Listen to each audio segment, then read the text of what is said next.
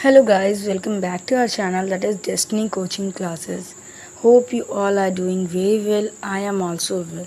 Today we are going to discuss a new topic that is sentence structure. It is also called syntax. So video start करने से पहले मैं आप लोगों को से एक रिक्वेस्ट करना चाहूँगी कि अगर आप लोगों को वीडियो पसंद आती है तो आप लोग वीडियो को लाइक कीजिए, चैनल को सब्सक्राइब कीजिए और जितने भी वीडियोज़ हैं उन्हें अपने फ्रेंड्स के साथ शेयर कीजिए ताकि इंग्लिश के जो भी इंफॉर्मेशन है वो सारे सब लोगों तक पहुंच सके। वीडियो को एंड तक ज़रूर देखिएगा क्योंकि इस वीडियो में जितने भी ट्रिक्स बताए गए हैं, जितने भी स्ट्रक्चर बताए गए हैं, ये सारे के सारे आप लोगों के लिए बहुत बेनिफिशियल हैं। और चाहे वो कोई भी कॉम्पिटिटिव एग्ज़ाम हो या स्कूल एग्ज़ाम्स हो, उन सारे में सेंटेंस ज़रूर आता है, एरर फाइंड करने को ज़रूर आता है। इसीलिए अगर आप लोगों को सेंटेंस का स्ट्रक्चर पता होगा तो आप आसानी से किसी भी सेंटेंस को बना भी सकते हैं और कोई एरर होता है तो उसे भी फाइंड आउट कर सकते हैं। तो मैं बस यही रिक्वेस्ट करूँगी कि आप लोग वीडियो को एंड तक ज़रूर देखिए। तो चलिए स्टार्ट करते हैं हम अपना टॉपिक जो कि है सेंटेंस स्ट्रक्चर। तो पहला क्वेश्चन जो है वो ये है कि सेंटेंस किसे कहते हैं। सेंटेंस को डिफ़ाइन करना है। तो सभी लोगों को पता है कि सेंटेंस को हिंदी में वाक्य कहते हैं और वाक्य की क्या परिभाषा होती है, लेकिन चलिए मैं फिर से आप लोगों को एक बार रिकॉल कर देती हूँ। A group of words which can express a complete thought. शब्दों का समूह जो संपूर्ण विचार व्यक्त कर सकता है उसे ही हम सेंटेंस या वाक्य कहते हैं। ऐसे शब्दों का समूह जो कि आपकी जो थॉट है वो पूरा एक्सप्रेस कर दे, बता दे, वो किसी को भी समझा दे, तो वो क्या कहलाता है, सेंटेंस कहलाता है। जैसे एग्जाम्पल देखिए, ही इज़ गोइंग टू। यहाँ पे मैंने दो एग्जाम्पल दिए हुए हैं। एक पहला वाला एग्जाम्पल जो है उसमें लिखा हुआ he is going to full stop, and next जो है he is going to school. दूसरा वाला एग्जाम्पल है he is going to school, वो स्कूल जा रहा है, और पहला वाला है वो जा रहा है, ठीक, लेकिन कहाँ जा रहा है, क्या कर रहा है, उसका कोई ज़िक्र नहीं है। तो यहाँ पे क्या हो जाएगा, ये हमारा जो सेकंड वाला है वो एक कंप्लीट सेंस दे रहा है। तो ये कंप्लीट सेंटेंस हुआ, ये होता है हमारा सेंटेंस का एग्जाम्पल। और दूसरा जो पहला वाला एग्जाम्पल मैंने दिया था ही इज़ गोइंग टू, इसमें कोई भी चीज़ डिफ़ाइन नहीं की हुई, ये इनकम्प्लीट सेंस दे रहा है। तो ये पूरा मुकम्मल सेंटेंस नहीं है, ये इनकम्प्लीट है ना। नेक्स्ट है हमारा सिंटैक्स। सिंटैक्स को हिंदी में बोलते हैं वाक्य रचना। क्या बोलते हैं, वाक्य रचना। Syntax is the grammatical structure of sentence. किसी भी शब्दों को सही क्रम में लगाना वाक्य रचना कहलाता है। शब्द तो सेंटेंस में बहुत सारे होते हैं, उन शब्दों को एक क्रम में लगाना वही क्या कहलाता है, सिंटैक्स, यानी कि वाक्य रचना कहलाता है। अगर हम शब्द बहुत सारे लिखे हुए हैं, उनको लेकिन व्यवस्थित क्रम में नहीं लगाएंगे तो उसका कोई मीनिंग नहीं निकलेगी।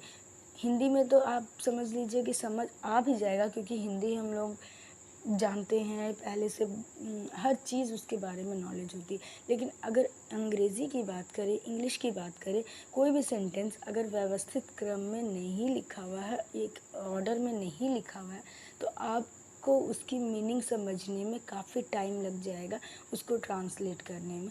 इसीलिए किसी भी शब्द को सही क्रम में लिखना, ये क्या कहलाता है, सिंटैक्स कहलाता है, यानी यही है वाक्य रचना हमारा। जैसे एग्जाम्पल देखिए, मोहन प्लेज क्रिकेट।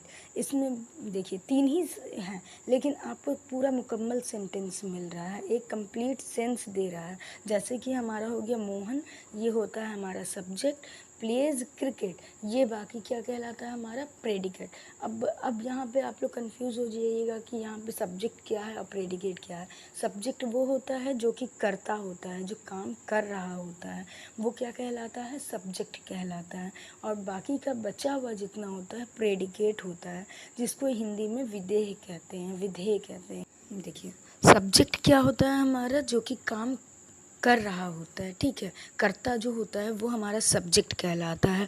और बाकी का जितना भी सेंटेंस होता है, सेंटेंस में जितने भी वर्ड बचे हुए होते हैं वो प्रेडिकेट की कैटेगरी में आते हैं। प्रेडिकेट को हिंदी में विधेय कहते हैं, ठीक है। तो प्रेडिकेट क्या होता है, जो कर्ता के बारे में जो बताया जाए उसे ही प्रेडिकेट करते हैं। कर्ता काम करने वाला, और कर्ता के बारे में जो बताया जाए, कर्ता के विषय में जो बताया जाए, वो क्या कहलाता है? प्रेडिकेट कहलाता है। अब देखिए, प्रेडिकेट में हमारे 3 चीज़ें आती हैं, 3 नहीं एक्चुअली 5 चीज़ें आती हैं, लेकिन अभी आप लोगों को एक सेंटेंस को बनाने के लिए सिर्फ 3 चीज़ों की ज़रूरत होती है।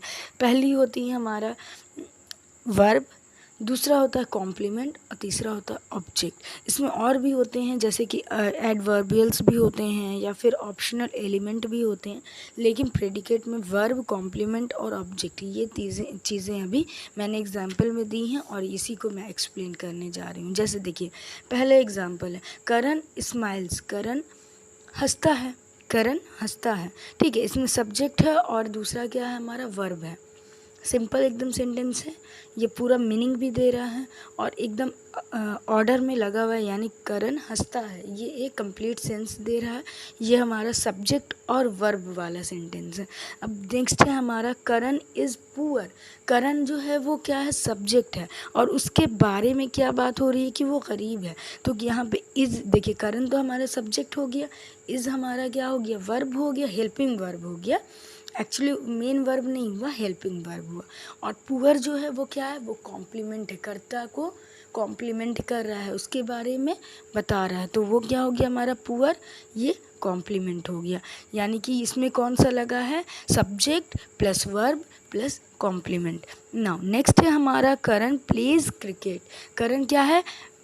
क्रिकेट खेलता है। इसमें हमने क्या लगाया? करण तो सब्जेक्ट हो गया। नेक्स्ट है हमारा प्लेज, ये क्या है? मेन वर्ब हो गया हमारा, और क्रिकेट क्या हो गया? ऑब्जेक्ट हो गया। अब आप ये समझिए कि इसमें सब्जेक्ट, वर्ब और ऑब्जेक्ट, ऑब्जेक्ट किसको कहते हैं? देखिए, अब आप लोग कंफ्यूज यहाँ पे होइएगा कि इसमें ऑब्जेक्ट क्या है। सब्जेक्ट समझ में आ गया कि कर्ता होता है, कर्ता कौन होता है? काम को करने वाला। वर्ब क्या होता है? जो काम हो रहा है, ठीक है, एक्शन बता रहा है कि क्रिकेट खेलता है, खेलना, एक्शन हो रहा है।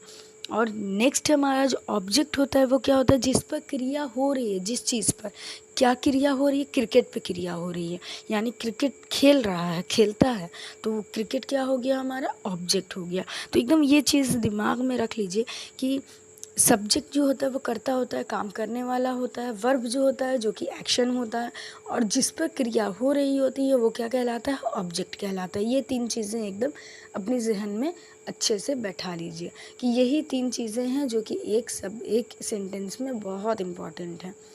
एक सेंटेंस को बनाने के लिए ये 3 चीज़ें बहुत इंपॉर्टेंट रोल अदा करती हैं। तो चलिए अब हम लोग स्ट्रक्चर देखते हैं। सेंटेंस का स्ट्रक्चर किस लिए होता है? हर चीज़ का एक स्ट्रक्चर होता है। आप लोगों को पता है कि क्या चीज़ कहाँ पे आनी है। ये सेंटेंस भी क्या होता है? सेंटेंस का भी एक स्ट्रक्चर होता है। अगर आप लोगों को नहीं पता होगा कि सब्जेक्ट को कहाँ रखना है, वर्ब को कहाँ रखना है, हेल्पिंग वर्ब को कहाँ रखना है, अगर उसमें निगेटिव आएगा तो उसको नो को कहाँ रखना है, तो आप एक मीनिंगफुल सेंटेंस कभी नहीं ट्रांसलेट कर पाइएगा। इसीलिए यहाँ पे सेंटेंस स्ट्रक्चर के बारे में डिस्कस करना बहुत ज़्यादा ज़रूरी है। तो चलिए हम लोग एक सिंपल सेंटेंस को किस तरह से लिखते हैं उसके बारे में डिस्कस करते हैं। देखिए, फर्स्ट रूल है हमारा जो कि सिंपल सेंटेंस का, जिसको अफर्मेटिव सेंटेंस बोलते हैं या असर्टिव सेंटेंस बोलते हैं। इसमें क्या होता है? हमारा सब्जेक्ट होता है, कोई भी एक सब्जेक्ट होगा, वर्ब होगा उसके साथ, और उसके साथ एक ऑब्जेक्ट होगा। ये 3 चीज़ें आपको एक सेंटेंस में मिलनी चाहिए। ये आपका एक कंप्लीट सेंस देने वाला सेंटेंस तैयार हो जाएगा। सब्जेक्ट क्या होता है? डूअर ऑफ एन एक्शन, यानी जो काम कर रहा होता है, जो काम को अंजाम देता है, वो क्या कहलाता है? कर्ता, यानी सब्जेक्ट। वर्ब क्या होता है? कोई भी एक्टिविटी या एक्शन, जो कि क्रिया कहलाता है। कोई भी एक्टिविटी उसमें हो रही है या एक्शन हो रहा है तो वो क्या कहलाएगा? वर्ब कहलाएगा। थर्ड होता है हमारा ऑब्जेक्ट, यानी कि रिसीवर ऑफ एन एक्शन, उस जो एक्शन का रिसीवर जो है, रिसीव जो कर रहा है उसको, ठीक है, वो क्या कहलाता है? कर्म कहलाता है, यानी कि ऑब्जेक्ट होता है। Example, she likes dance. She यहाँ पे क्या हो गया? हमारा करता, यानी सब्जेक्ट हो गया। लाइक्स यानी कि वर्ब हो गया। क्या कर रहा है? लाइक्स, पसंद करती है, पसंद करना क्या हो गया? वर्ब हो गया। और डांस, डांस को पसंद कर दी, क्या क्रिया, किस चीज़ को, क्रिया को कौन रिसीव कर रहा है? डांस। तो डांस यहाँ पे क्या हो गया? हमारा ऑब्जेक्ट हो गया।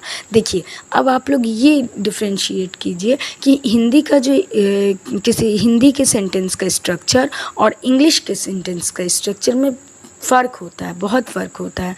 देखिए, एक इंग्लिश का स्ट्रक्चर जो है हमारा सब्जेक्ट हो गया, वर्ब हो गया, प्लस ऑब्जेक्ट हो गया। ये हमारा सिंपल इंग्लिश का एक अफर्मेटिव सेंटेंस का स्ट्रक्चर हो गया। लेकिन इसी को अगर हम हिंदी में लिखेंगे, जैसे कि शी लाइक्स डांस, इसकी हिंदी होगी उसे नृत्य पसंद है, ठीक है। तो ये क्या हो जाएगा, उससे क्या हो गया, ये तो हमारा सिंपल है कि ये सब्जेक्ट है। नृत्य ये क्या है, हमारा ऑब्जेक्ट, जो कि हम इंग्लिश में उसको ऑब्जेक्ट बोलते थे, यहाँ पे क्या हो गया, वो हिंदी में कर्म हो गया, जो कि है बीच में रहता है। ऑब्जेक्ट हमारा बीच में है, और क्रिया जो है पसंद है वो क्या है, लास्ट में हो जाएगी। देखिए, दोनों में डिफरेंस क्या है कि जब हम इंग्लिश में उसको लिखते हैं तो subject plus verb plus object आता है, लेकिन जब हिंदी में उसको ट्रांसलेट करते हैं, जैसे कि उसे नृत्य पसंद है, तो इसमें subject plus object plus verb हो जाता है। तो ये दोनों सेंटेंस के स्ट्रक्चर में डिफरेंस होता है। तो आपको मैं आगे ये भी बताऊंगी कि अगर हिंदी में कोई दिया हुआ है सेंटेंस, तो उसको इंग्लिश में ट्रांसलेट करना है तो उसको किस तरह से पहचाना जाए कि कौन सा सब्जेक्ट है, कौन सा ऑब्जेक्ट है, और कौन सा वर्ब है, कौन सा मेन वर्ब है, कौन सा हेल्पिंग वर्ब है। इसको पहचानने के बहुत ही ईजी तरीका मैं बताऊंगी। इसीलिए मैं शुरुआत से आप लोगों से कह रही हूँ कि वीडियो को आप लोग लास्ट तक ज़रूर देखिएगा। ये वीडियो आप लोगों के लिए एक तरह से ब्रह्मास्त्र साबित होने वाला है, इसीलिए आप लोग ये वीडियो को एंड तक ज़रूर देखिए। मैं बार बार एक ही चीज़ रिपीट कर रही हूँ।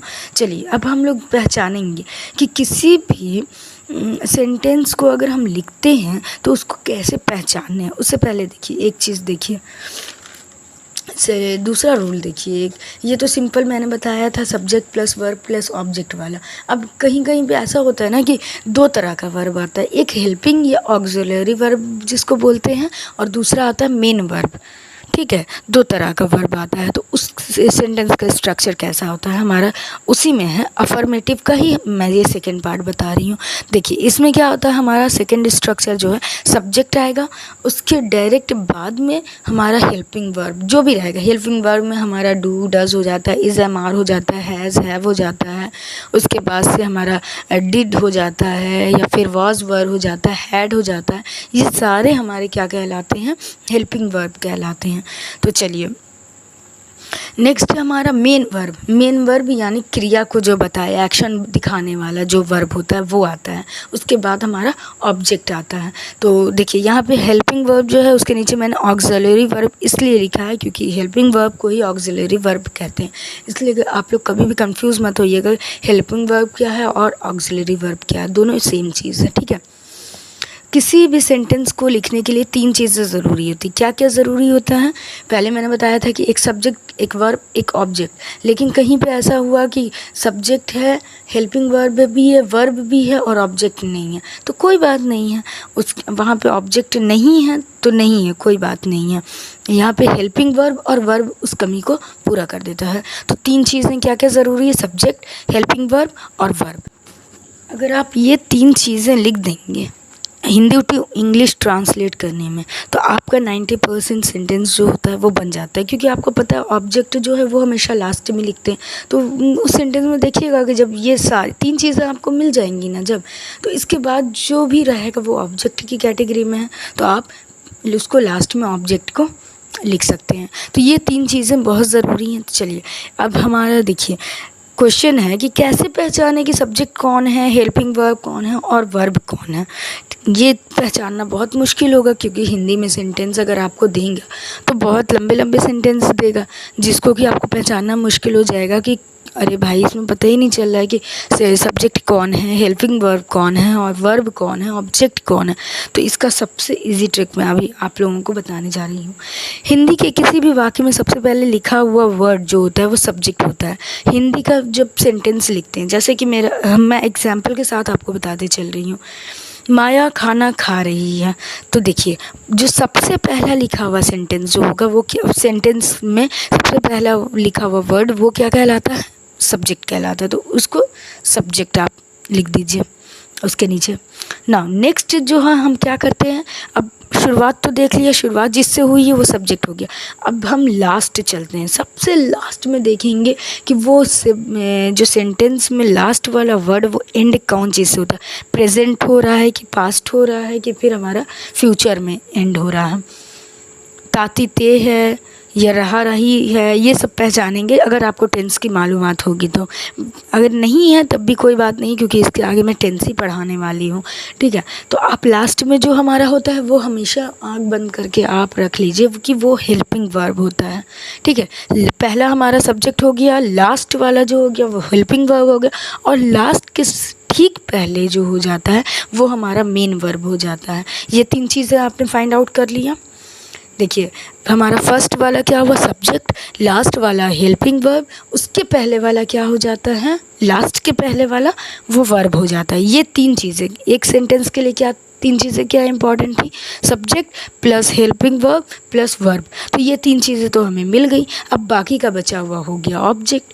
तो हिंदी में अगर आपका सेंटेंस आ रहा है, चाहे वो जितना बड़ा भी हो, लेकिन अगर आपको ये ट्रिक पता है तो आप इसमें आसानी से खोजिएगा, आसानी से आपको मिल जाएगा और आप तुरंत के तुरंत ट्रांसलेट चुटकियों में कर सकते हैं। तो चलिए देखते हैं। मैंने तो यहाँ बहुत छोटा सा सेंटेंस लिखा है, लेकिन इसका ट्रांसलेट भी हम लोग करेंगे। चलिए देखिए, माया खाना खा रही है, तो फर्स्ट वाला हमारा हो गया सब्जेक्ट, रही है ये हमारा क्या हो गया, हेल्पिंग वर्ब। उसके पहले वाला खा जो रही है वो क्या हो गया, वर्ब हो गया। उसके बाद खाना जो हो गया वो ऑटोमेटिक ऑब्जेक्ट में चला गया। तो हमारा ये बन गया हमारा। इंग्लिश में इसको किस तरह से ट्रांसलेट करेंगे, माया हमने सब्जेक्ट लिख दिया। अब इंग्लिश का आपको स्ट्रक्चर पता है कि इंग्लिश में हमको किस तरह से लिखना है, सब्जेक्ट आएगा, हेल्पिंग वर्ब आएगा, वर्ब आएगा, ऑब्जेक्ट आएगा, उसके बाद मतलब ऑब्जेक्ट के बाद तो कुछ नहीं है, ठीक है। उसके बाद जो भी और होता है वो होता है, लेकिन इतना एकदम ज़रूरी है। चलिए तो हमारा माया क्या हो गया, सब्जेक्ट हो गया। उसके बाद क्या आता है, हेल्पिंग वर्ब। तो हेल्पिंग वर्ब यहाँ पे कहाँ पे है, लास्ट में है, रही है। तो हेल्पिंग वर्ब यहाँ पे रही है, इसका मतलब ये प्रेजेंट कंटिन्यूअस है। तो माया अगर सिंगुलर है, माया एक लड़की है, तो इसके साथ क्या लगेगा, माया सिंगुलर है, सिंगुलर के साथ हमेशा इज़ लगता है, तो माया इज़ हो गया। उसके बाद क्या हो गया हमारा, खाने को खाना, यानी कि क्या हो जाएगा, खाना खाने का क्या होता है, ईट होता है, लेकिन कंटिन्यूस है तो इसमें क्या लगेगा, हमारा आईएनजी लगेगा, यानी ईटिंग। और हमारा खाने की इंग्लिश होती है फूड। तो यानी हो गया हमारा सेंटेंस जो बना वो क्या हुआ, माया इज़ ईटिंग फूड। माया खाना खा रही है, माया इज़ ईटिंग फूड। ये एकदम क्लियर हो जाए कि देखिए हिंदी में पहचानने का तरीका मैंने आप लोगों को बताया कि सबसे पहले वाला वर्ड जो होगा वो सब्जेक्ट होगा, उसके बाद सीधे हम लास्ट में जंप करेंगे और लास्ट वाला जो होगा हमारा हेल्पिंग वर्ब होगा, और लास्ट के पहले वाला जो होगा वो हमारा वर्ब होगा, और बाकी जो बचा वो ऑब्जेक्ट होगा। तो इंग्लिश में ट्रांसलेट करने के लिए हमें ज़रूरी है किसी भी सब्जेक्ट को जानना, हेल्पिंग वर्ब को जानना, वर्ब को जानना, उसके बाद लास्ट में ऑब्जेक्ट। तो ये हमारा माया, हेल्पिंग वर्ब हमारा इज़ होगा। इज़ क्यों होगा, क्योंकि ये प्रेजेंट कंटिन्यूअस है। कंटिन्यूअस में जब भी किसी सिंगुलर के साथ हम क्या लगाते हैं, सिंगुलर या थर्ड पर्सन के साथ हम माया लगाते, मतलब ये लगाते हैं, इज़ लगाते हैं। तो ये हो गया हमारा इज़ ईटिंग फूड, ये हो गया हमारा पूरा। तो ये था हमारा पूरा सेंटेंस स्ट्रक्चर। इसमें अभी 3 रूल और बाकी हैं जो मैं नेक्स्ट वीडियो में आप लोगों को बताने वाली हूँ, क्योंकि वीडियो बहुत ज़्यादा लेंदी हो जाता है और बहुत सारे लोग बहुत बोर भी हो जाते हैं, इसलिए मैंने इस वीडियो को 2 पार्ट में डिवाइड कर दिया है। तो ये फर्स्ट पार्ट था हमारा, और सेकेंड पार्ट भी बहुत जल्दी इंशाल्लाह मैं अपलोड कर दूँगी। तब तक आप लोग फर्स्ट पार्ट को अच्छे से देखिए, रिवीजन कीजिए, और मिलते हैं जल्द ही एक नए वीडियो के साथ में जो इसी का सेकेंड पार्ट होने वाला है। तब तक के लिए अगर वीडियो अच्छा लगा हो तो वीडियो को लाइक कीजिए, शेयर कीजिए अपने दोस्तों के साथ, और मेरे चैनल को सब्सक्राइब कीजिए। अल्लाह हाफिज़, टेक केयर, बाय।